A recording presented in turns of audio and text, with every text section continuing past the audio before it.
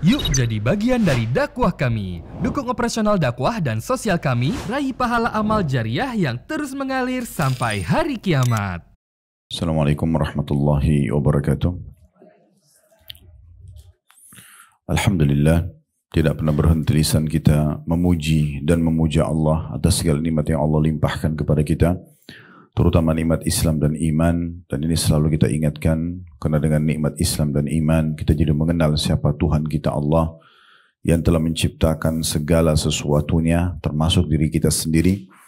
Dan kita jadi tahu apa tujuan kita ada di muka bumi ini, apa yang harus kita kerjakan, apa yang tidak boleh kita kerjakan, mana yang boleh kita nikmati dari makanan, minuman, pakaian, pendapatan, pergaulan, dan mana yang tidak boleh kita nikmati biasa dikenal dalam agama Allah dengan halal dan haram. Dan ini sebuah nikmat yang sangat besar, karena terlalu banyak orang yang belum mengenal Allah Subhanahu wa Ta'ala dan tidak mengenal panduan agama yang benar, yaitu Islam, sehingga akhirnya mereka tidak punya panduan hidup. Ada di antara mereka yang menyembah sapi, seperti di India terjadi. Ada yang menyembah patung dan banyak sekali menyebar. Bahkan tetangga negeri kita sendiri di Thailand juga mereka masih menyembah itu. Di Indonesia pun masih ada yang menganggap dan mengkultus patung misalnya. Ada yang menyembah bintang-bintang, ada yang menyembah jin dan segala macam yang mereka bahasakan dengan dewa misalnya. Semua itu memang karena mereka tidak mengenal agama yang mulia ini dan mengenal Tuhan yang sebenarnya Allah Subhanahu wa Ta'ala. Betul-betul kalimat la ilaha illallah itu ibu-ibu sekalian adalah kalimat mulia sekali. Tidak ada Tuhan yang berhak disembah kecuali Allah, karena apapun yang terjangkau atau tidak terjangkau oleh mata kita di langit sana, di bumi, di kedalaman lautan, semuanya kembali kepada tidak ada pencipta, tidak ada pemilik, tidak ada penguasa, tidak ada yang mengurus semuanya, apapun yang berhubungan dengan kebutuhan mereka. Dan pergantian roda yang selalu kita lihat seperti pagi dan siang, pagi dan malam misalnya, masa muda dan tua, hidup dan mati, dan segala macam jenis makan makanan, hewan-hewan dan segala macam ini kecuali Allah Subhanahu wa Ta'ala. Ini nikmat yang harus kita syukuri dan kita jaga, dan Allah memerintahkan kita untuk bertahan dalam keadaan Islam sampai meninggal. Dalam firman-Nya, wala tamutunna illa wa antum muslimun, dan jangan kalian meninggal dunia kecuali dalam keadaan Islam. Selanjutnya kita panjatkan salam hormat kita kepada orang yang telah membawa kepada kita hukum halal haramnya Allah, dan juga manusia yang Allah perintahkan untuk jadikan sebagai suri tauladan. Orang yang sudah Allah sempurnakan jalur nasabnya, fisiknya, ilmunya, sebaik-baik orang yang memang diidolakan dan diikuti. Dan buah tidak akan mungkin jauh dari pohonnya. Artinya kalau kita mengikuti orang ini, jelas kita juga akan seperti dia. Dan inilah manusia terbaik, Nabi besar Muhammad sallallahu alaihi wa ala alihi wa sahbihi wasallam, yang telah berhasil dan sukses menjadi seorang suami atau pasangan hidup tepatnya, kemudian juga mengajarkan kepada para wanita, karena beliau laki-laki, bagaimana caranya menjadi istri yang terbaik, menjadi orang tua yang terbaik, anak yang terbaik, tetangga yang terbaik, kerabat yang terbaik, dan segala macam hal yang berhubungan dengan kehidupan kita, termasuk pengusaha, politikus, dan segala macam hal yang terbaik. Dan sebagaimana saya bahasakan tadi, kalau kita mencontohi beliau, maka buah tidak akan jauh dari pohonnya, artinya akan mendapatkan kesuksesan pula. Baik, seperti biasa, di saat Allah berikan kesempatan, kita akan lanjutkan bedah buku kita.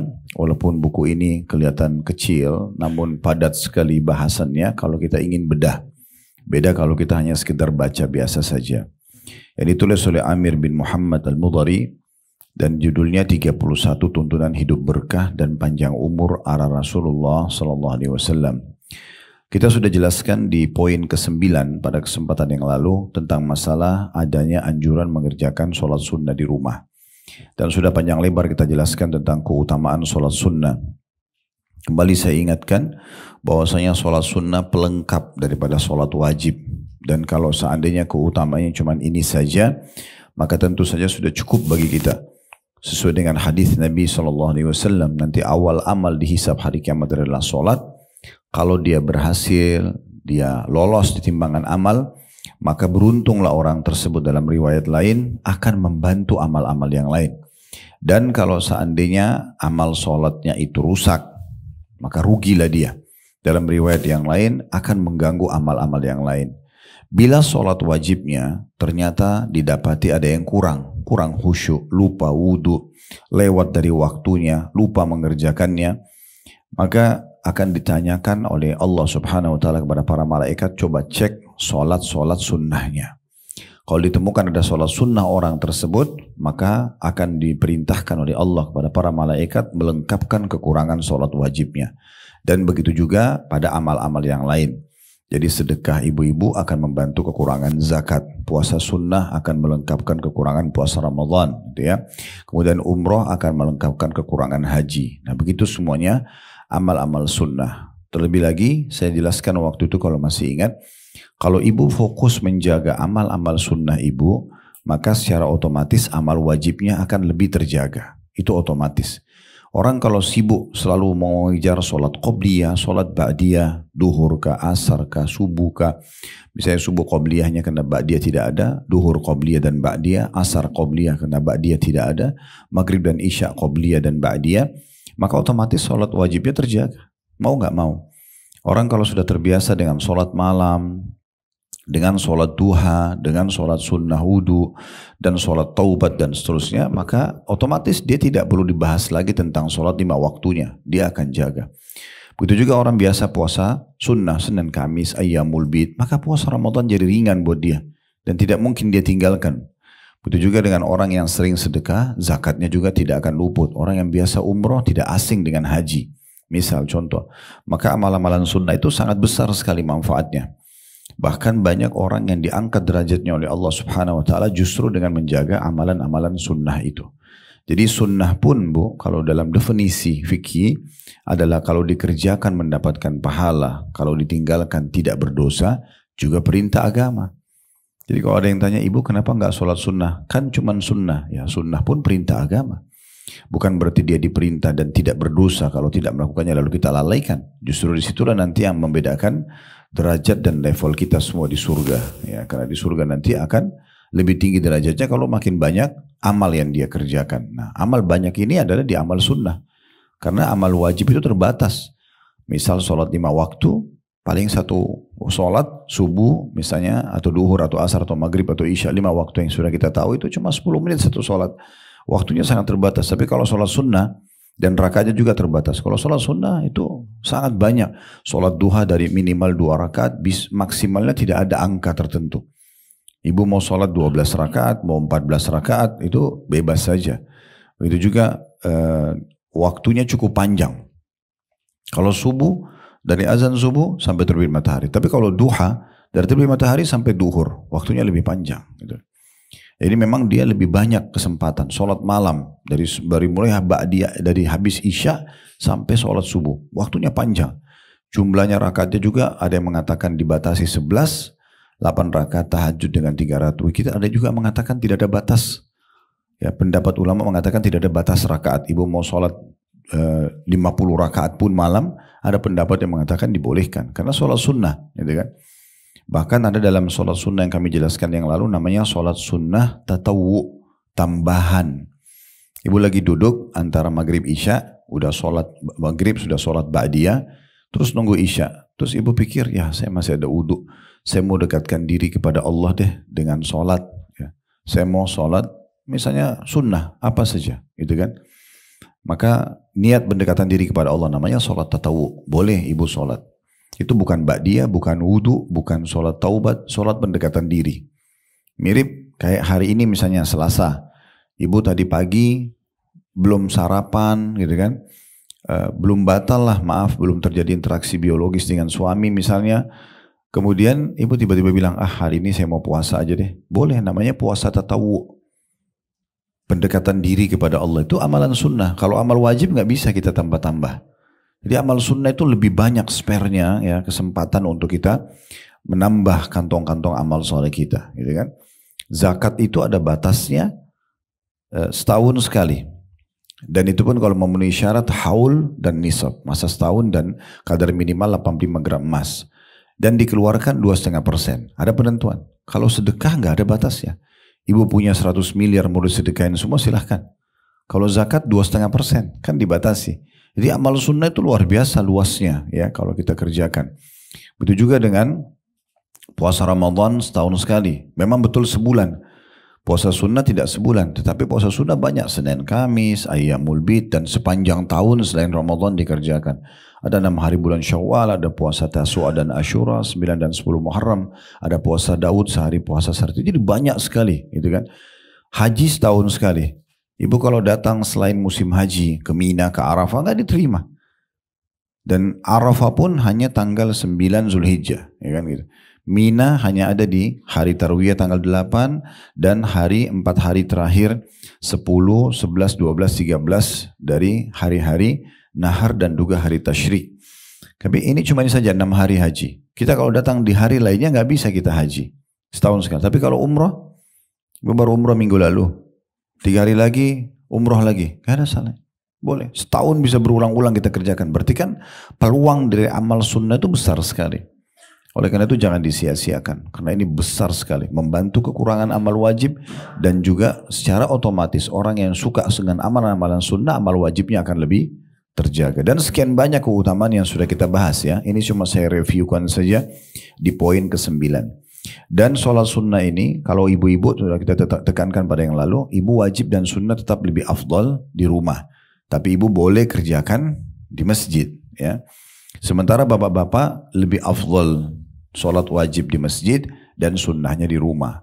Jadi boleh diingatkan suami, misalnya kalau dia sholat duhur atau sholat maghrib isya, anggaplah kalau bapak misalnya kerja di jam-jam seperti sekarang, nanti maghrib atau isya di rumah, kalau sholat wajibnya di masjid, sholat sunnah ba'diyahnya bisa kerjakan di rumah. Ya.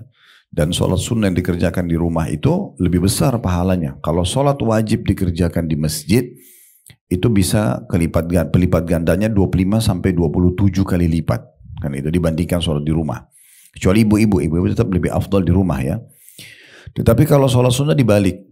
Kalau kita sholat sunnah di rumah 25 kali lipat dibandingkan sholat sunnahnya di masjid. Jadi lebih besar sholat di rumah. Nah itu yang sudah juga dititik beratkan pada pertemuan kita yang lalu. Kalau ibu lihat di halaman 45 ya di situ ya. Atau 43 tepatnya. Di bagian atas sebelum poin nomor 10. Itu kan hadis yang terakhir kita bahas, afdalus salatil mar'i fi baiti illa al-maktuba. Sebaik-baik salat yang dilaksanakan oleh laki-laki ialah di rumahnya kecuali salat fardu. Baik, sekarang kita akan fokus membahas 2 jenis salat wajib.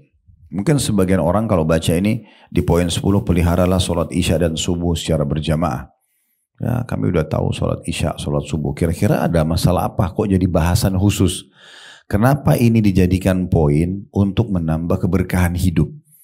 Nah ini akan kita bahas, Ibu sekalian. Dan kita akan baca dulu seperti biasa hadis yang ditulis oleh penulis, baru kita panjang lebar insya Allah paparkan berhubungan dengan masalah syarah atau penjelasan. Baik, di sini sebuah hadis diangkat oleh penulis di halaman 43, saya bacakan dulu di poin 10, peliharalah salat isya dan subuh secara berjamaah. Dari Uthman bin Affan radhiyallahu anhu, anak mantu Nabi SAW sekaligus juga sahabat beliau, ia berkata bahwasanya Rasulullah SAW bersabda, "Man shallal isya'a fi jama'atin kana ka qiyami nisfi lailah, wa man shallal isya'a wal fajra fi jama'atin kana ka qiyamil lailah." Barang siapa yang melaksanakan salat isya secara berjamaah, maka ia seperti melaksanakan salat separuh malam. Artinya semalam suntuk, kalau dibagi misalnya 11 jam dari mulai ba'diyah isya sampai subuh, maka kalau dia sholat subuh berjamaah isya di masjid, seperti dia mendapatkan pahala setengah malam itu tidak berhenti sholat. Ya. Dan barang siapa yang melaksanakan sholat subuh secara berjamaah, maka ia melaksanakan sholat sepanjang malam. Ya, ada footnote di bawah di situ ya. Hadis diriwayatkan oleh Bukhari dan juga Muslim. Di situ dikatakan isya adalah di lembaran setelahnya ya, dalam masa setahun seakan-akan qiyamul lail, ya. Berdiri melaksanakan sholat malam selama 180 hari. Isya plus subuh selama setahun sama dengan 360 hari melaksanakan qiyam. Hadits ini ibu-ibu sekalian memberikan kepada kita penjelasan. Dari 5 waktu sholat yang ibu biasa disuruh jaga Allah, subuh, duhur, asar, maghrib, isya, ini terbagi lagi. Solat yang paling afdal, ya, yang umumnya ulama sepakati ya, ada juga khilaf di antara mereka, tapi yang pendapat umumnya itu adalah solat asar. Solat yang paling afdal adalah solat asar, beranjak daripada firman Allah Subhanahu wa taala, "Hafidhu 'alas salati was salatil wusta." Hafidhu 'alas salawati was salatil wusta. Jagalah solat-solat kalian, terutama solat pertengahan. Nah, solat pertengahan khilaf ulama panjang lebar, tapi yang paling dekat pendapat adalah mengatakan pertengahan antara solat pagi itu subuh dan duhur. Kemudian solat malam, maghrib dan isya, maka dia berada di asar. Karena juga ada hadis Nabi SAW, siapa yang ketinggalan solat asar, ya, maka seakan-akan dia sudah kehilangan seluruh apa yang dia miliki, keluarga dan hartanya di muka bumi ini. Dan juga ada hadis yang menjelaskan, kata Nabi SAW selepas solat asar kepada para sahabat, sesungguhnya solat ini telah diwajibkan juga atas umat sebelum kalian, tapi mereka melalaikannya. Maka jagalah jangan sampai luput dari kalian. Dan sekian banyak keutamaan tentang solat asar. Nah, yang kedua adalah isya dan subuh. Dari 5 waktu solat ya. Baru kemudian duhur dan maghrib. Nah, ini urutan secara keutamaan. Ya. Kita bahas tentang masalah maghrib, isya dan subuhnya. 2 solat inilah yang disebutkan dalam keutamaan tadi. Nah, dalam hadis ini disebutkan siapa yang solat isya maka seakan-akan berjamaah ya, dia akan mendapatkan pahala setengah malam. Ya, setengah malam itu non-stop dari mulai ba'diyah isya, solat salam sampai pertengahan malam. Kalau kita hitung malam itu 10 sampai 11 jam misalnya, maka sama dengan dia solat 5 sampai 5,5 jam non-stop. Hanya dengan 1 kali solat isya berjamaah. Nah, begitu juga dengan solat subuh berjamaah, kalau dia lengkapkan, dia berjamaah juga subuhnya, maka setengah yang tersisa seperti dia sholat juga. Berarti semalam suntuk seakan-akan dia sholat. Dicatatlah misalnya 10 sampai 11 jam itu kalau dia sholat subuh dan isya berjamaah, itu sepanjang tahun. Berarti sepanjang tahun dia mendapatkan sholat semalam suntuk. Nah, ini yang dimaksud dengan sholat tersebut. Sebelum panjang lebar kita jelaskan ini, hadits ini ya, difokuskan kepada orang yang sholat berjamaah. Itu dulu. Ya, baik ibu yang sholat di rumah atau bapak-bapak yang sholat di masjid. Artinya keutamaan ini tidak akan didapatkan bagi orang yang sholat sendirian. Ya, jadi ibu usahakan kalaupun di rumah tetap mengajak siapa saja yang bisa sholat bersama-sama.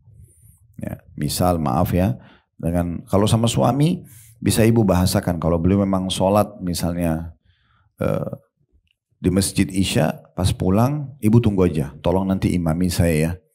Boleh dia imami lagi. Bagi bapak nanti hukum sholat isya yang keduanya itu sudah sunnah. Hukum sholat isya yang kedua sudah sunnah. Ibu tetap wajib. Sebagaimana disebutkan dalam riwayat yang sahih, kalau Nabi SAW pernah melihat ada sahabat yang telat untuk datang sholat berjamaah. Kemudian orang itu mau sholat sendiri, Nabi tahan dulu sebentar. Lalu beliau bilang kepada para sahabat yang sudah sholat, lagi berzikir habis sholat wajib, siapa yang mau bersedekah untuk saudaranya ini? Temani dia sholat, jangan sendirian. Maka Abu Bakar pun berdiri dan menemani orang tersebut sholat. Jadi di sini ada istilah ulama, boleh bersedekah menemani orang yang sholat sendiri agar dia dapat pahala sholat berjamaah. Ibu yang menemaninya itu akan dapat pahala sholat sunnah. Ya. Diniatkan saja untuk mengerjakan atau menemani orang ini. Ya. Nanti Allah Subhanahu Wa Taala punya cara untuk menilai sholat pahala ibu yang ibu dapatkan. Jadi kayak misalnya pengajian begini pun tadi misalnya sholat duhur.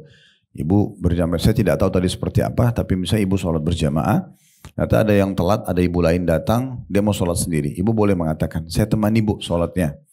Nah, itu bisa ditemani, seperti itulah. Juga hadis Mu'adz bin Jabal radhiyallahu anhu, sahabat Nabi yang mulia ini dan sekaligus dai Nabi. Beliau seringkali sholat berjamaah sama Nabi di masjid. Selepas itu beliau pulang mengimami lagi kaumnya. Jadi ada sukunya dia sendiri punya masjid kayak kita di RT-nya dialah gitu ya. Punya masjid sendiri, dia imami lagi mereka padahal beliau sudah sholat sama Nabi di masjid Nabi. Nah, di sini hukumnya Mu'adz bin Jabal sudah sunnah hukumnya. Sudah sunnah. Nah, ini contohnya. Atau misalnya ibu mengajak pembantu rumah tangganya, ibu mengajak anak-anak temani sholat. Intinya jangan sholat sendiri. Kalau ingin mendapatkan keutamaan yang besar ini. Sayang sekali ya. Saya bahkan kadang-kadang mendapatkan informasi ada orang satu rumah tapi nggak sholat berjamaah. Antara ibu sama anak sholat sendiri masing-masing di kamarnya. Pembantunya sholat sendiri misalnya, atau suami istri sholat sendiri-sendiri. Kenapa sendiri-sendiri? Padahal pahalanya sangat besar. Ibu bayangkan untuk sholat setengah malam itu susah ya. Non-stop ya. Ibu sholat 2 rakaat salam, berdiri lagi, sholat lagi salam, setengah malam. Kalau kita hitung misalnya maghrib itu jam 6 misalnya kita contoh. Subuh itu jam 5, berarti 11 jam kan? Dari jam 6 maghrib sampai jam 5 subuh, ya kan? Berarti 11 jam waktunya. Itulah dianggap malam itu. Berarti kalau orang sholat isya berjamaah, dia seperti menghidupkan setengahnya. 5,5 jam non-stop sholat. Hanya dengan sholat berjamaah saja. Kenapa sholat sendiri? Kan gitu. Kemudian kalau dia sholat subuh juga berjamaah, setengah malam tersisa seperti 5,5 jam itu dia sholat lagi. Padahal sholat subuh berjamaah itu 5 menit paling, ya, sebentar sekali. Nah ini keutamaan yang tidak boleh luput dari kita. Ya, harusnya kita perhatikan baik-baik. Baik, kita akan jelaskan dulu kira-kira apa sebabnya. Kenapa di sini difokuskan tentang masalah sholat isya dan sholat subuh. Ada apa dengan sholat ini? Kenapa kok justru malam sholat ini yang dibahas gitu ya? Ini dikarenakan ya, karena sholat ini adalah sholat yang paling berat bagi orang munafik, paling berat bagi mereka ya. Sebagaimana dijelaskan di dalam sebuah hadis ya yang sahih, kata Nabi SAW, inna athqala salati ala al-munafiqina salatul isya'i wa salatul fajri. Walau ya'lamuna ma fihima la'atauhuma walau habwa. Sesungguhnya solat yang paling berat bagi orang munafik adalah solat isya dan solat subuh. Ini doa. Berarti kalau berat bagi kita ada ciri kemunafikan ini. Ya, harus hati-hati sekali. Jadi solat yang paling berat bagi mereka berdua, bagi orang munafik ada 2 solat ini, isya dan subuh. Andai saja, kata Nabi SAW, mereka tahu apa yang sudah Allah siapkan untuk orang yang sholat subuh dan sholat isya ini, atau sholat isya dan sholat subuh ini, maka mereka pasti akan berusaha mendatangi keduanya walaupun merangkak. Walaupun merangkak. Walaqad hamamtu an amura bis salati fatuqama thumma amura rajulan fayusalliya bin nasi thumma antaliqa ma'i birijalin ma'ahum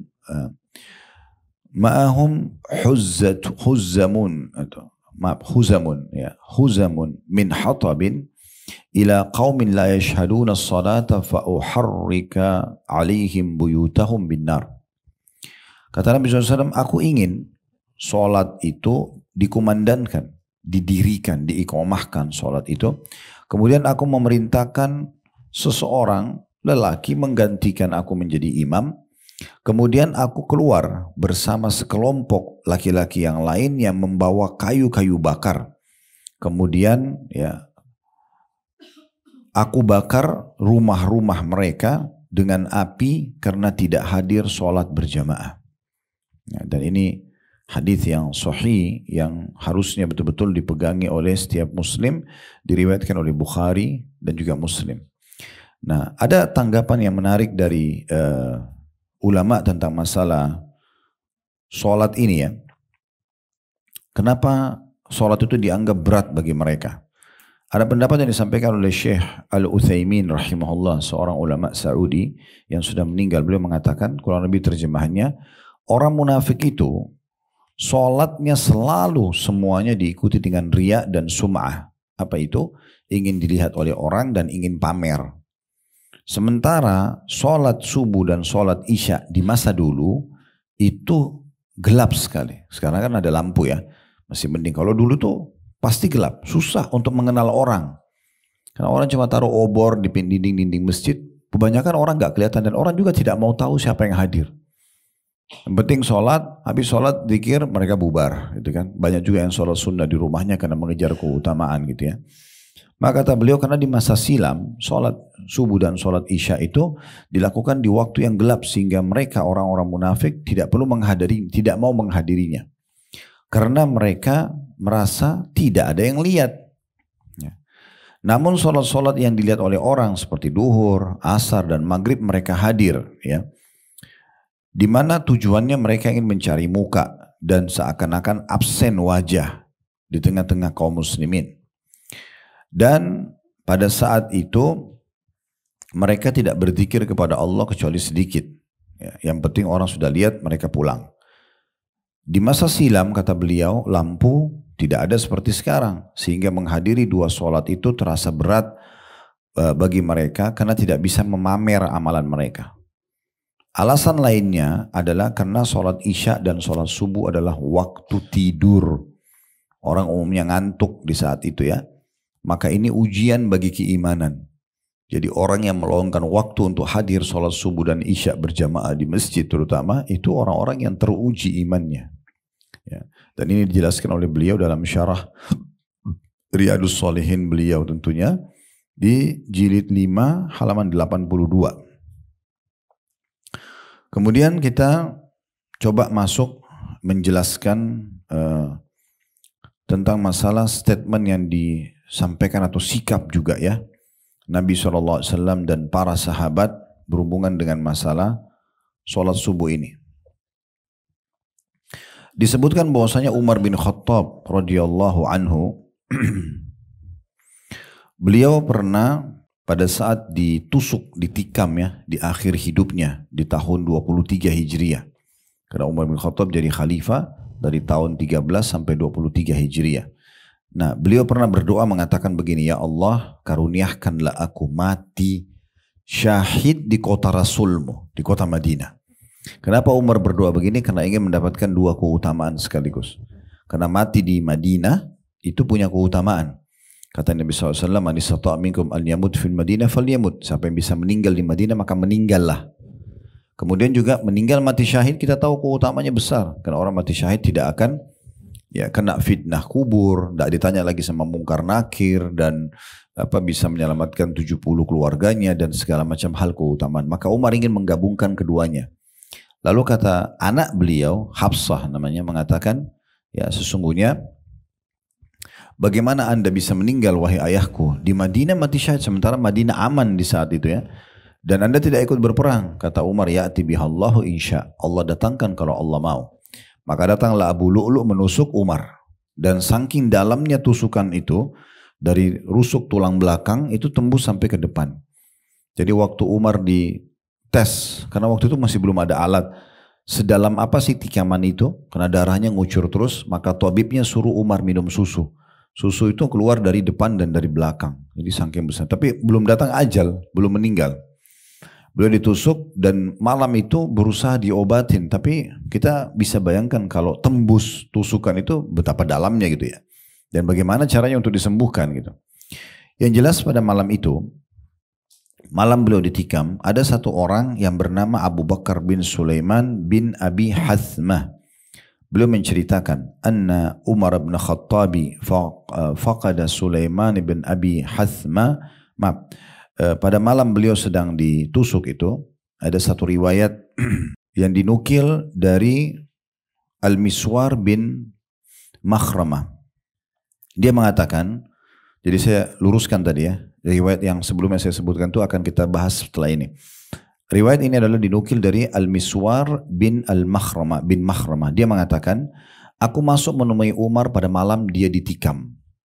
Jadi hari itu ditikam, dia tidak bisa berjalan lagi karena beratnya, ya, lubang dari belakang tulang rusuk sampai ke depan.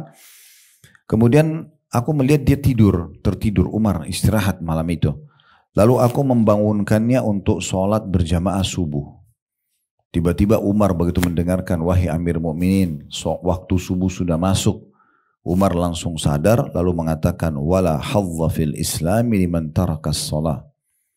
Benar, tidak akan boleh ada kedudukan bagi seseorang dalam Islam yang meninggalkan sholat. Jadi seakan-akan Umar titip pesan, siapapun yang mau dijadikan sebagai calon suami, partner bisnis, tetangga, teman baik, lihat sholatnya dulu. Sholatnya pun awal waktu enggak. Kalau awal waktu dia peduli, begitu azan dia berhentikan semua aktivitasnya. Nah itu orang yang pantas untuk diberikan kedudukan, gitu, ya. Itu tolak ukur dari Umar. Maka Al-Miswar mengatakan fasalla Umar wa jurhuhu yath'abu dama. Lalu Umar pun bangkit berusaha dengan susah payah untuk sholat subuh berjamaah, sementara waktu dia bangun darahnya netes dari kedua lubang lukanya itu. Tetap untuk mengerjakan sholat subuh. Ya. Ini diriwayatkan oleh Imam Malik dalam kitab Muwatta beliau, dan ini hadis disahihkan tentunya ya. Jadi kita bisa lihat bagaimana pedulinya Umar radhiyallahu anhu dengan sholat subuh itu luar biasa itu. Dan Umar bin Khattab dalam riwayat lain juga dikatakan waktu pingsan pertama ditusuk, tiba waktu sholat, tapi itu tidak disebutkan sholat apa ya. Di sebelah beliau ada beberapa orang sahabat, kemudian di antara mereka adalah Ali bin Abi Thalib, sepupu Nabi, dan juga sekaligus pada saat itu adalah mertuanya Umar. Jadi Umar bin Khattab ini mertua Nabi, karena anaknya Umar bernama Hafsah dinikah oleh Nabi SAW, jadi mertua Nabi dan sahabat Nabi. Tapi di akhir hidup Umar menikah dengan anaknya Ali. Ali ini anak mantu Nabi. Ya. Kemudian anak perempuannya namanya Ummu Kalsum dinikahi oleh Umar. Umar ini mertua Nabi. Jadi mereka saling menikah seperti itu. Kata Umar, karena saya ingin memiliki hubungan langsung dengan kerabat Nabi atau kekerabatan dengan Nabi SAW. Yang jelas, waktu itu ada Ali bin Abi Thalib, pada saat itu posisi sahabat dan juga mertua beliau, dan ada paman Nabi namanya Abbas. Maka tiba waktu sholat. Kemudian Abbas mengatakan, tiba-tiba waktu sholat, apa yang harus kita lakukan? Kita biarkan Amir Mukminin Umar tidur saja istirahat karena dia luka, atau kita bangunin sholat? Ini pelajaran penting ya. Jadi kalau suami ibu lagi sakit di rumah, jangan karena hanya sakit kepala, sakit gigi nggak dibangunin sholat. Ya. Ingatin sholat, masalah nanti dia tunda, mungkin dia butuh istirahat sejenak, kuatkan badannya itu beda. Tapi ibu sudah lepas tanggung jawab dulu. Ya, ingatkan dulu. Maka kata Ali, harus kita ingatkan. Dan Umar paling tidak bisa kalau diingatkan sholat lalu tidak sadar. Walaupun pingsan, ini lagi pingsan nih. Maka Ali pun membisikkan kupingnya sambil mengatakan, Ya Amiral Mu'minin as-sholah. Wahai pemimpin orang-orang beriman, sholat. Begitu dengar kata-kata sholat, Umar bangun. Kaget, lagi pingsan kaget. Itu saking pekahnya. Seperti sudah terprogram di tubuhnya itu masalah sholat gitu ya. Lagi pingsan bangun. Kita kadang-kadang tidur pun ya bukan pingsan. Dengar azan masih nggak dengar gitu ya. Ini pingsan bisa dengar karena sudah terprogram itu ya. Berarti orang yang sudah gelisah kalau nggak sholat. Maka Umar mengatakan, iya, tidak ada kedudukan sedikit pun, tidak ada penilaian positif bagi seseorang dalam Islam yang tidak sholat. Itu kenapa peduli dengan sholat. Nah, riwayat tadi yang sempat saya sebutkan, riwayat yang dinukil dari ya Abu Bakar bin Sulaiman bin Abi Hathma, ini tentang kisah seorang sahabat bernama Sulaiman bin Abi Hathma. Nabi SAW mengajarkan kepada para sahabat, kalau habis sholat subuh, beliau suka cek sahabatnya. Itu kayak di absen gitu ya. Nabi liatin semua, mana si fulan, kenapa nggak datang? Kalau dikatakan, oh dia lagi sakit ya Rasulullah, Nabi jenguk. Tapi kalau dikatakan, oh tidak tahu, Nabi bilang, siapa tetangganya si fulan, coba bawa informasi buat kami. Saking pentingnya disuruh hadir. Ya, itu di masjid, apalagi ibu di rumah ya. Ibu harus datang kamar anak-anak, bangunin, ayo sholat nak, sampai mereka bangun sholat. Ya. Bangunin pasangan hidup kita, ya, tetangga, bantal, suami, bangunin, sholat, ayo sholat. Tapi dengan cara yang santun, dengan cara yang baik, ya, dengan kelembutan membuat orang nyaman untuk bangun sholat, ya. Karena hadis Nabi SAW tentang sholat malam, semoga Allah merahmati seorang istri yang kalau dia bangun malam, dia mau sholat, dia banguni suaminya. Kalau suaminya menolak dipercikin air sedikit, jangan satu gayung, ya, supaya dia nggak marah gitu ya. Diambil air sedikit, dipercikin. Dan semoga Allah merahmati juga seorang suami yang mau bangun sholat malam, dia bangunkan istrinya. Nah, kalau istrinya nolak, dipercikin sedikit air. Dan kalau keduanya bangun sholat berjamaah sama-sama, maka dua-duanya dicatat malam itu sebagai orang yang banyak berzikir kepada Allah. Semalam suntuk. Nah, ini yang keromantisan yang benarnya di situ. Bangun sholat malam sama-sama, bukan ke bioskop sama-sama gitu ya. Baik, riwayat ini rupanya tradisi Nabi SAW suka mengecek sahabat itu dinukil juga oleh sahabat-sahabat yang diantaranya Umar. Umar bin Khattab dalam riwayat yang akan kita bacakan ini, dia pernah sholat subuh lalu dia cari sahabatnya. Ada satu orang namanya Sulaiman bin Abi Hathma. Orang ini biasa sholat subuh berjamaah. Umar cek nggak ada. Kemudian Umar pun ya, waktu dia kehilangan Sulaiman bin Abi Hathma dalam sholat subuh, Kemudian Umar menuju ke pasar. Riwayatnya tepatnya anna Umar bin Khattab faqada Sulaiman bin Abi Hathma fi salatis subhi. Bahwasanya Umar bin Khattab kehilangan Sulaiman bin Abi Hathma di salat subuh, ya. Wa anna Umar bin Khattab ghada ila suq, dan pada paginya Umar bin Khattab menuju ke pasar. Wa maskanu Sulaiman bainal masjid was suq. Sementara rumahnya Sulaiman yang tadi subuh enggak hadir berjamaah di masjid itu berada antara masjid sama pasar. Famarra ala Syifa Ummu Sulaiman. Maka Umar pun sempatkan waktu untuk lewat di depan rumah Sulaiman dan menemui istrinya bernama Syifa, ibunya Sulaiman, ya. Maka maaf, ya. Di sini ketemu dengan Ummu Sulaiman, ya. Lalu kemudian Umar berkata, "Lam ara Sulaiman fi subh." Kenapa tadi subuh saya enggak lihat Sulaiman hadir di masjid? Ini posisi Umar sebagai raja. Artinya kalau kita sekarang presiden, ya, bayangkan peduli dengan satu orang masyarakatnya yang tidak ikut sholat berjamaah di masjid itu. Lalu kemudian ibunya si Sulaiman mengatakan, innahu bata yusalli fagalabathu ainah. Semalam dia sholat tahajud, semalam suntuk, lalu dia ngantuk, ketiduran subuhnya. Maka Umar mengatakan kalimat yang masyhur, la an ashhada salat as-subhi fil jama'ah ahabbu ilayya min an akuma laylah. Ketahuilah wahai ibunya Sulaiman, kalau saya pribadi walaupun saya tidak sholat tahajud, yang penting saya sholat subuh, itu lebih saya sukai karena lebih besar pahalanya. Jadi jangan sampai ibu sholat isya, sholat tahajudnya khusyuk, baca 1 juz Al-Quran, 2 juz Al-Quran, tapi subuhnya kebablasan. Ini seperti orang kejar ikan teri, lupa ikan paus, ya. Karena sholat wajib itu ikan paus, besar. Itu sholat-sholat sunnahnya seperti ikan teri, ya. Ada orang kalau sholat wajib, buru-buru. Kalau sholat tahajud, lama. Ini agak unik ini, ya. Padahal sebenarnya harus fokus ke sholat wajibnya.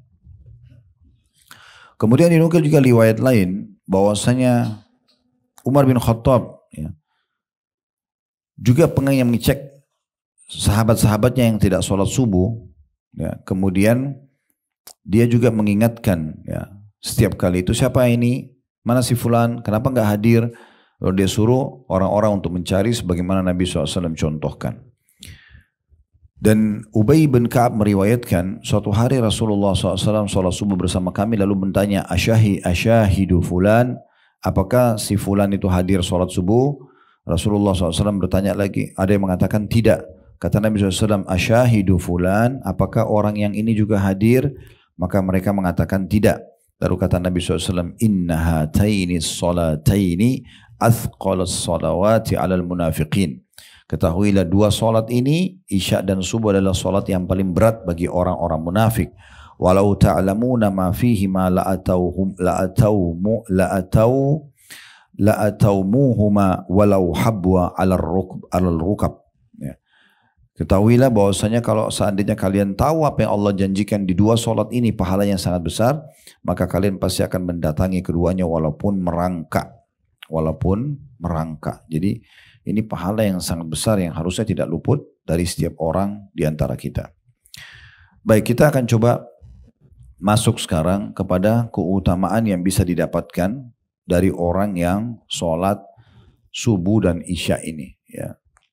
Ini cukup banyak hadis-hadis yang menjelaskan tentang masalah hal tersebut. Ya. Yang pertama, siapapun yang sholat subuh dan sholat isya ini, ya. Tapi kita bicara subuh. Kalau isya, tadi sudah kita sebutkan, dia sholat yang berat bagi orang munafik dan dianggap dia sholat penutup di malam hari, ya. Kalau dipertemukan lagi antara isya sama subuh, subuh itu lebih besar lagi dari isya keutamaannya. Dan kita akan coba sebutkan apa saja yang ibu dapatkan dan sama suami, sama keluarga kalau sholat subuh terutama berjamaah. Yang pertama, kalau ibu sholat berjamaah ini, penting sekali, ya. Itu akan mendapatkan jaminan keselamatan, pemenuhan kebutuhan, keselamatan dari segala macam bara bahaya, dan dipenuhi semua kebutuhannya hari itu sampai besok pagi. Itu sholat berjamaah saja, ya. Sesuai dengan sabda Nabi SAW, man shalla salat as-subhi fahuwa fi dhimmatillah, fala yatlubannakumullahu min dhimmatihi bisyai' fa innahu man yatlubhu min dhimmatihi bisyai'in yudrikhu thumma yakubbahu ala wajhi fi nari jahannam. Barang siapa yang sholat subuh, maka dia berada di dalam jaminan Allah. Maka janganlah sampai Allah menuntut kalian dengan sesuatu yang berada di dalam jaminannya. Sebab maksudnya jangan sampai nanti Allah tanya, kenapa saya sudah kasih jaminan kamu gak mau ambil jaminan itu? Padahal cuma sholat subuh aja, tepat waktu gitu kan. Sebab barang siapa yang dituntut oleh Allah dengan sesuatu dari apa yang telah Allah jaminkan, maka dia pasti akan merasakan akibatnya, lalu Allah akan mencampakkan dia di atas wajahnya di dalam api neraka jahanam. Jadi artinya usahakan ibu bersama suami dan kerabat tidak pernah luput dari sholat subuh itu. Paling afdal berjamaah. Kalau tidak bisa berjamaah tetap sholat sendiri. Tapi on time. Azan udah sholat. Ya. Itu hadis diriwayatkan oleh Imam Muslim ya, tentang masalah keutamaan sholat subuh. Yang pertama ini ya. Kemudian yang kedua, menjalankan sholat subuh ini, melaksanakannya terutama tepat waktu, itu akan diselamatkan dari api neraka. Mendapat jaminan selamat dari api neraka. Dinukil dalam hadis riwayat Imam Muslim dari hadis Ammar bin Ruwaibah. Beliau mengatakan, kata Nabi SAW, la yalijan nara ahadun shalla qabla tulu'i syamsi wa qabla gurubiha, yakni al-fajr wal asra. Tidak akan pernah masuk ke neraka orang yang mengerjakan atau menjalankan sholat sebelum terbitnya matahari dan sebelum terbenamnya, yaitu sholat fajr dan sholat asar. Ya. Jadi dua sholat ini. Tapi kita fokus ke sholat subuhnya. Jadi ada jaminan orang yang sholat subuh, dia tidak akan dimasukkan ke dalam api neraka. Jangan nanti dengar bisikan syaitan bu ya, seakan-akan mengatakan, oh kalau gitu subuh aja saya jaga, yang lain tidak. Bukan begitu maksudnya. Ya. Tetapi umumnya ulama mengatakan kalau orang jaga sholat subuhnya, dia sudah bisa bangun subuh itu dan dia sholat, berarti sholat lain akan terjaga. Itu susah untuk orang jaga subuh, kecuali memang orang yang sudah kuat imannya dan sudah menjadikan sebagai rutinitas, maka otomatis dia bisa menjaga. Berarti sholat lainnya dia pasti akan jaga. Kemudian yang ketiga yang ibu bisa dapatkan adalah kalau sholat subuh ada jaminan surga. Kalau tadi selamat dari neraka, ini ada jaminan surga. Sebagaimana sabda Nabi SAW dalam hadis riwayat Bukhari Muslim, hadis Abu Musa al-Ash'ari radhiyallahu anhu, man shallal burdaini dakhala al-jannah. Siapa yang sholat subuh dan juga asar, maka dia akan masuk ke dalam surga. Yang keempat, malaikat akan menyaksikan sholat subuh secara khusus. Ya. Sebagaimana Allah SWT berfirman dalam surah Isra, surah nomor 17 ayat 78. Bunyinya, wa Qur'an al-fajri inna Qur'an al-fajri kana mashhuda. Dan Al-Quran, dan dirikanlah sholat itu, sungguhnya sholat subuh itu disaksikan oleh para malaikat. Quran yang dibaca dalam sholat subuh itu akan disaksikan oleh para malaikat. Hadis riwayat Bukhari dan juga Muslim. Ini firman Allah SWT dalam surah Isra, surah 17 ayat 78. Dan dalam riwayat Bukhari dan Muslim dikatakan, kata Nabi SAW, yata'aqabuna fikum malaikatu bil laili wa malaikatu bin nahar. Ya, bahwasanya kalian akan terus dihampiri oleh malaikat yang silih berganti di malam dan di siang hari. Kemudian dikatakan, wa yajtami'una fi salatil fajri wa salatil asri. Kemudian mereka akan bertemu di salat subuh untuk gantian sip-sipan dan di salat asar juga. Thumma ya'ruju alladhi ya'tu atubatu ya'ruju alladhina batu fikum fayas'aluhum wa huwa a'lamu bihim kaifa taraktum ibadi. Kemudian yang menginap menjaga kalian dari sore sampai besok pagi itu naik ke langit melapor kepada Allah, dan Allah tanya mereka sementara Allah sudah tahu keadaan hamba-hambanya. Apa atau bagaimana kalian meninggalkan hamba-hambaku? Fayaqulun, maka para malaikat menjawab, taraknahum wa hum yusallun wa atainahum wa hum yusallun. Kami datang menemui mereka, kami meninggalkan mereka dalam kondisi mereka sholat, ya, karena pada saat datang asar ditemuin sholat. nanti subuh ditinggalkan juga ditemuin lagi sholat. Maka kami tinggalkan mereka dalam kondisi sholat dan kami temui juga mereka dalam kondisi sholat. Ya. Kemudian juga orang yang sholat subuh, ya, apalagi kalau ke masjid ini dipastikan akan Allah berikan cahaya yang sempurna pada hari kiamat. Disebutkan dalam hadis yang sahih diriwayatkan oleh Ibnu Majah, kata Nabi SAW, Bashiril masya'ina fi dhulmi atau fi dhulami ilal masajid bin nuri tammu yaumal qiyamah.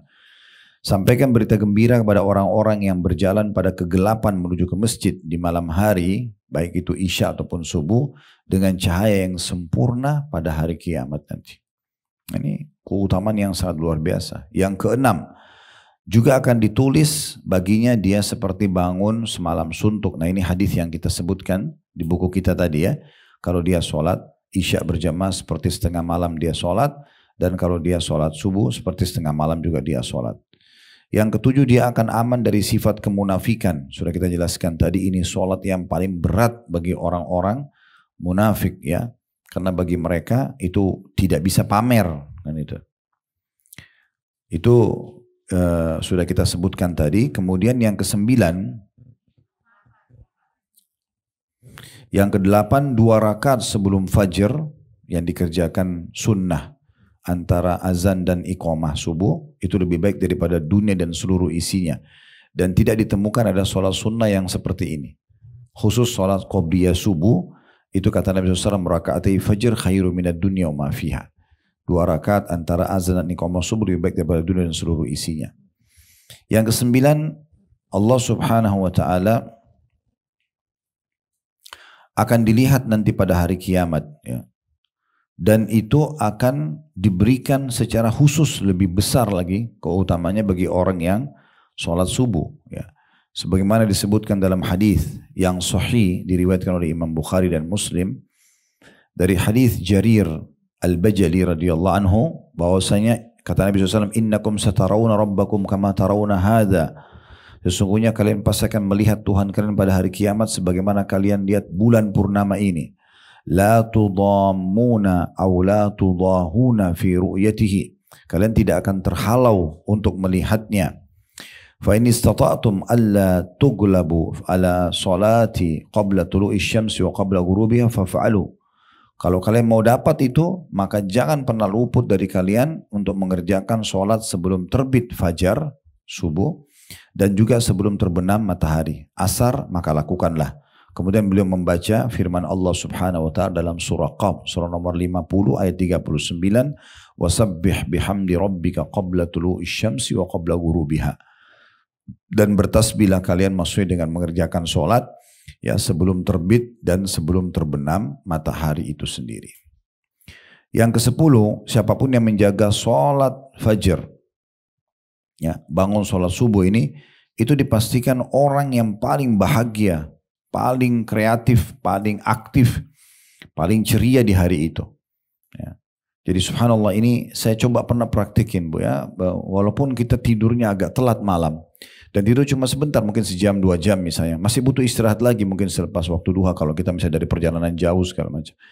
Tapi kalau ibu sholat subuhnya tepat waktu, apalagi kalau berjamaah di masjid, selepas salam saja habis subuh, itu hilang semua tuh kepenatan itu.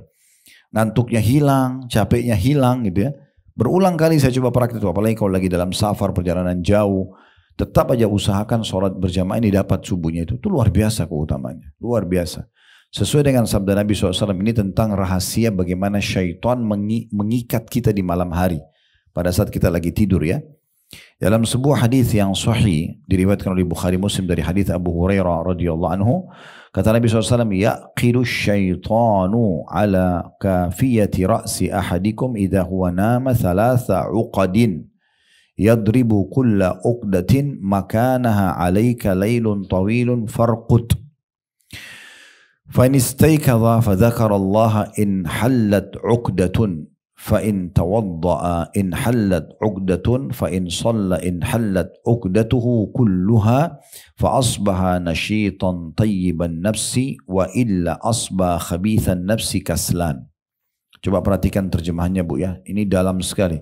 Kata Nabi SAW, pasti syaitan itu akan mengikat tengkuk kepala salah seorang di antara kalian ketika dia tidur dengan 3 ikatan. Tengkuk itu ini ya, bagian belakang diikat sama syaitan dengan 3 ikatan. Lalu dia memukul setiap ikatan itu dengan mengatakan bagimu malam yang masih panjang, maka tidurlah. Semua 3 ikatan itu ada bisikan itu. Jadi kalau ibu bangun malam pasti yang paling pertama, ngantuk, masih panjang, baru 2:30, masih 2 jam subuhnya, masih setengah 4, masih ada. Kadang-kadang 5 menit lagi pun syaitan masih bisikin. 5 menit tidur dulu, 2 menit deh, akhirnya kebablasan. Kan? Banyak pengakuan, alhamdulillah. Berarti ada fakta ya. Lalu Nabi SAW berikan rahasia. Bagaimana caranya supaya selamat dari itu? Ya, kata Nabi SAW, kalau dia bangun, kemudian menyebut Allah. Ini dulu yang pertama. Ya, ibu zikir. Apa saja, alhamdulillah misalnya. Apalagi kalau baca doa bangun tidur, bagus. Alhamdulillahilladzi ahyana ba'dama amatana wa ilaihi nusyur. Segala puji dan puja bagi Allah yang telah menghidupkan kami setelah mematikan kami. Karena orang kalau tidur itu kan mati bu ya sebenarnya. Ya, kata Nabi SAW, an-nawmu akhul maut. Tidur itu saudaranya mati. Ya, cuma bedanya kita kalau tidur itu ruhnya keluar tapi bukan keluar seperti orang yang mati selamanya. Kata Nabi SAW, kalau Allah masih izinkan dia hidup, Allah kembalikan ruhnya. Kalau tidak, maka Allah tahan ruhnya, meninggallah dia. Makanya orang kalau mati itu gak kena hukum. Ya, kebablasan tidur. Dia tidak berdosa memang kan. Atau dia tidak sengaja mukul orang lagi tidur. Tidak ada hukum orang kalau tidur itu. Diangkat pena catatan termasuk dari orang tidur sama dengan orang gila sampai sadar sama anak kecil sampai dia balik. Jadi berzikir. Kalau ibu bisa zikir ini lebih bagus lagi. Yang kata Nabi SAW, siapa yang kaget tengah malam. Lalu dia baca la ilaha illallah wahdahu la syarikalah lahul mulku wa lahul hamdu wa huwa ala kulli syai'in qadir. Itu zikir pertama. Terus yang kedua subhanallah walhamdulillah wa la ilaha illallah Allahu akbar. Yang ketiga wala haula wala quwata illa billah. Kemudian dia tambah dengan Allahumma gfirli. Setelah zikir ini, 3 zikir dia tambah dengan Allahumma gfirli, maksudnya Allah ampunilah aku. Kalau dia baca ini, maka akan diterima doanya. Kalau dia berdoa akan diampuni dosa-dosanya, dan kalau dia sholat akan diterima sholatnya. Intinya sebenarnya berzikir. Kalau bangun berzikir, ikatan pertama di tengkuk kita lepas. Lalu kata Nabi SAW, kalau dia berwudu, bangun lalu wudu, terlepas ikatan yang kedua. Kalau dia sholat, maka terlepas ikatan ketiga. Kalau ibu bangun dari tahajud udah kerjakan terus sambung subuh itu bagus banget. Tapi kalau tidak, minimal jangan kehilangan subuhnya. Ya.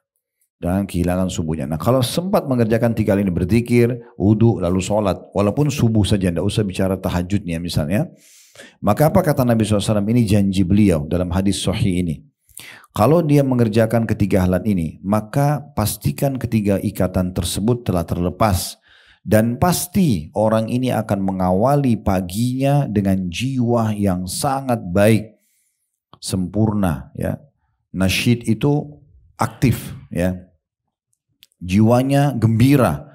Namun jika dia tidak melakukannya, justru tidur, justru kebablasan, bangun tidur nggak zikir, nggak wudu, nggak sholat, maka engkau akan temukan jiwanya buruk dan akan jadi pemalas. Hari itu suntuk aja, gitu kan. Kalau orang kelewatan subuh itu suntuk gitu, ya. Ini salah satu keutamaan yang luar biasa yang harus kita jaga, gitu ya. Ini yang ke-10 ya tentang masalah hal tersebut, ya. Kemudian yang ke-11, orang yang tertidur subuh, ya, itu berarti dikencingi kupingnya oleh syaitan. Artinya orang kalau bangun, kupingnya nggak dikencingi oleh syaitan. Bagaimana Allahu alam, ibu nggak usah cari mana air kencingnya gitu ya. Tapi yang jelas Nabi kasih bocorannya begitu ya. Di dalam hadis yang sahih riwayat Bukhari Muslim dari hadis Ibnu Mas'ud radhiyallahu anhu, pernah ada sahabat yang bertanya begini, ya Rasulullah, bagaimana menurut anda dengan orang yang ketiduran sementara azan subuh dikumandangkan? Dia sama sekali nggak dengar azan subuh itu.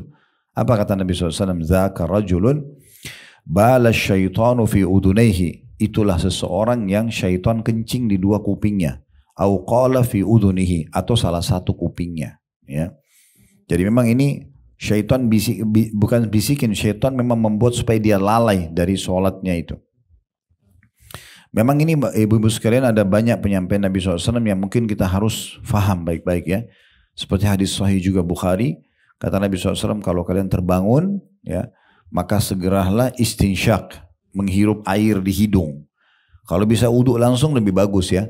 Tapi kalau ibu masih ngantuk banget, mau bangun sholat tahajud atau sholat subuh misalnya, ibu ambil air di keran, kemudian masukkan air di hidung, dikeluarkan. Seperti orang kalau lagi mau istinsyak. Hirup dengan tangan kanan, keluar dengan tangan kiri. Maka itu akan menghilangkan syaitan. Kata Nabi SAW, karena syaitan tidur atau bertengker di dalam lubang hidung kalian. Bagaimana kita nggak tahu. Ya. Tetapi begitulah yang Allah SWT izinkan buat mereka. Gitu ya. Jadi harus hati-hati banget ya masalah ini. Dan hati-hati dengan ancaman kalau ada orang yang justru sengaja tidur, apalagi dia diberikan kesempatan. Ya. Dia sudah hafal beberapa surah Al-Quran dan dia bisa baca dalam sholat subuhnya gitu kan. Dan dia juga enak kayak kita sekarang, Masya Allah. Bayangkan ibu sekarang kalau kita berada di Gaza sekarang, susah. Di tenda, tendanya pun dibom. Gak ada sama sekali ketentraman. Ibu di ruangan AC, ranjangnya enak, kamar mandi dalam kamar. Apa yang membuat malas lagi ini untuk tidur? Ya, untuk sholat maksud saya. Gitu ya. Tidak ada kecuali penyakit al-malas itu. Ya. Jadi ada sebuah riwayat yang unik, riwayat Imam Bukhari. Nabi SAW menyampaikan tentang kisah bagaimana beliau ya, bertemu dengan malaikat. Kemudian beliau mengatakan, satu waktu pernah aku diperlihatkan seseorang yang baring. Kemudian ada orang di sebelahnya memegang batu. Lalu batu itu dihantamkan ke kepalanya sampai hancur. Lalu batu itu gelinding. Kemudian Nabi SAW mengatakan, orang yang menghantam batu itu pergi mengambil batu itu kembali. Belum dia kembali ke orang ini, kecuali kepala orang yang hancur tadi kembali utuh. Terus diulangi lagi, dihantam lagi. Kepalanya hancur lebur. Batu itu gelinding lagi. Dia pergi lagi ambil batu itu, dia kembali kepala orang itu. Begitu terus. Maka kata Nabi SAW, saya pun bertanya kepada Jibril, apa ini? Siksaan apa ini? Maka kata Nabi SAW, Jibril mengatakan, innahu rajulul ladhi ya'khudul qur'ana fayarfiduhu wa yanamu anis salatil maktubah. Sesungguhnya dia orang yang sudah mengambil Al-Quran, lalu menolaknya. Sudah ada hafalan Quran, tidak mau diamalkan. Walaupun cuma inna ataina wal asr, surah pendek, harusnya kan diamalkan dalam sholat. Dia sama sekali tidak lakukan. Dan dia sengaja tidur meninggalkan sholat wajib. Jadi termasuk sholat subuh di sini. Kan umumnya orang kalau tidur itu sholat apa? Subuh, isya gitu kan. Ya berhubungan dengan bahasan kita. Nah di waktu subuh berarti memang ancaman tadi dihantam kepalanya dengan batu itu justru ya karena kerasnya siksaan di situ. Ya, karena kerasnya ancaman di situ. Dan mungkin ya Allahu alam kalau orang sudah fokus untuk bisa menjaga sholat subuh dan sholat isya ini, insya Allah sholat lainnya akan lebih terjaga. Karena memang dia berhubungan dengan waktu istirahat ya, ngantuk malam, atau tepatnya sih juga bisa dikatakan waktu lalai. Waktu lalai. Karena orang malam itu kan lebih santai ya. Aktivitas kita kan banyak kan pagi, siang, sore ya. Malam itu orang sudah lebih santai di rumah. Nah santai ini itu membuka pintu syaitan luar biasa. Makanya orang kalau sudah santai di rumah itu, pegang remote TV udah gak berhenti tuh. Ya, atau pegang handphone, lalai dia. Kelalaian itulah pintu syaitan. Karena ibu kalau sibukkan diri dengan sesuatu aktivitas, maka syaitan gak bisa lagi mengganggu kita. Misalnya ibu duduk di majelis ilmu begini, syaitan gak bisa lagi buat ibu suruh ibu keluar. Karena ibu sudah ambil keputusan. Tinggal dibuat mungkin lalai, mungkin dibuat ngantuk, dibuat apalah gitu ya. Dia kurangin aja pahalanya. Kayak kita mau bangun sholat misalnya. Sholat tahajud, kita sudah berazam, enggak saya mau sholat. Bangunlah sholat malam. Setan gak bisa lagi suruh kita berhenti sholat. Tapi dibuat minimal kurang khusyuknya gitu kan. Kurang keikhlasannya, kurangin bacaan ayatnya, kurangin jumlah rakaatnya. Begitu, minimal begitu aja. Nah seperti itu gambarannya. Allahu a'lam.